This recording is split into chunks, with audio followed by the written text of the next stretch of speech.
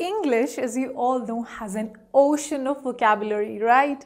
Well, obviously, because it is so full of vocabulary. Definitely, there are certain times wherein we end up messing certain words. I mean, we're not exactly sure of the meaning, but yes, we start using them in our day-to-day language, and we sometimes, or many times, we end up misusing those words at the wrong situations. Well, obviously, we might, probably because we assume the meaning to be a certain way, and hence we start using it in the context of whatever that the discussion is going on, and we end up without even realizing the entire meaning changes. Well, what are these certain common mistakes or certain common words which we end up using incorrectly? Well, let's go ahead and explore what these words are. Well, you all are once again most welcome to Tutorials Point.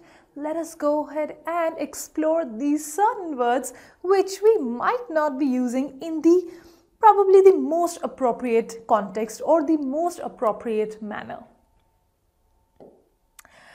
Okay, so peruse. So what is peruse or perusal? Well, perusal sometimes is confused as just skimming through the entire text or just brushing up whatever the passage or whatever the content is. Well, not really.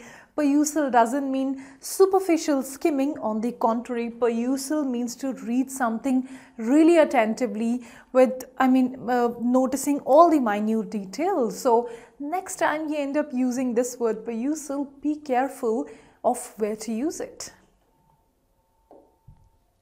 Consent. Well, consent is yet another widely misused word, or I won't say misused, but I think to put it better, is again a word which is most of the time misunderstood. Well, consent doesn't really or doesn't always mean that the person is giving an enthusiastic permission, or for that matter agreement to any subject or any discussion or any context which is being discussed. On the contrary, consent would also mean just passively agreeing and would not mean always agreeing enthusiastically or fully. Even if you are not completely convinced of something, but you are still giving it a green signal, you are letting it go, or that also could mean you gave a consent to whatever the permission that was being you were asked for, but you weren't completely convinced of the authenticity of the same. So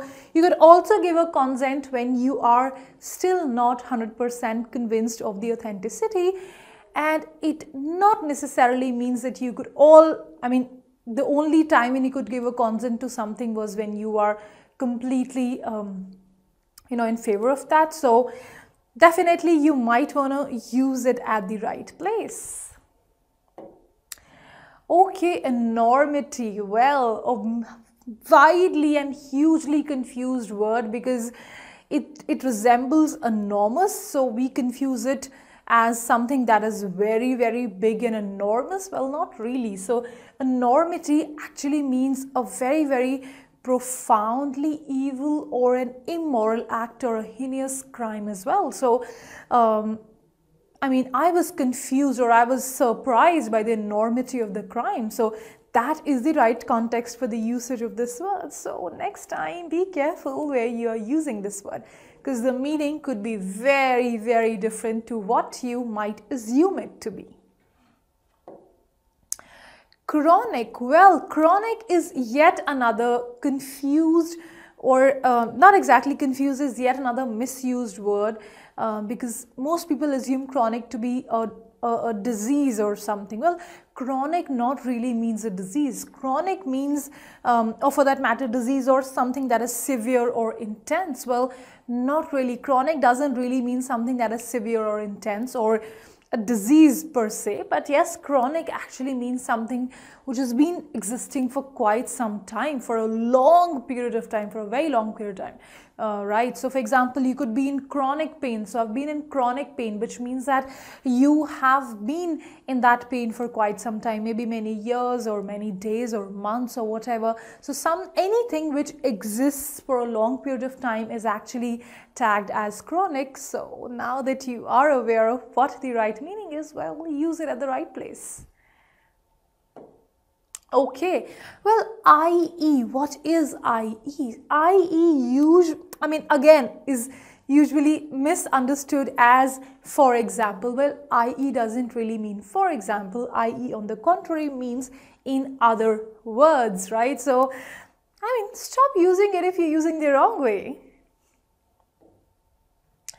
Ultimate, well, I had the ultimate party last night.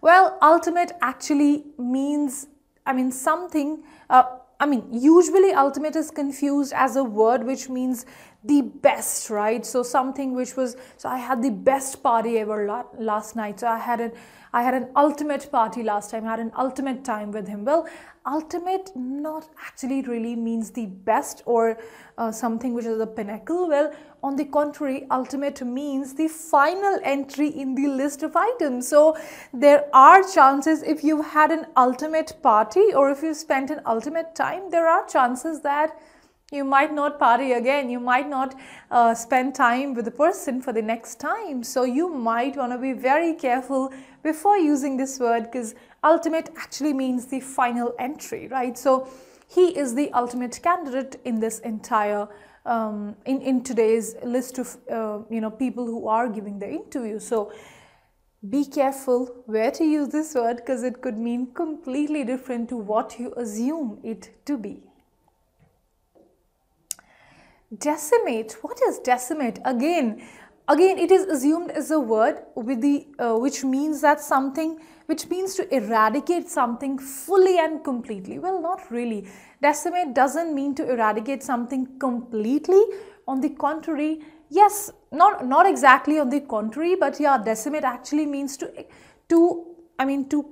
erase off something or to wipe off or eradicate something to a great extent, but not completely. So you might want to use it carefully next time again, because unless you are sure that something has happened fully and completely or something has been eradicated completely, you might not want to use this word. So now that you're aware, just use it carefully. So be careful that it does not mean to eradicate something completely. On the contrary, it only means to eradicate something to a great extent, but not completely. Well, all these words, if you've been using and if you feel you somehow didn't use them in the right context, now is the chance just to improve so that you are really great with your language skills.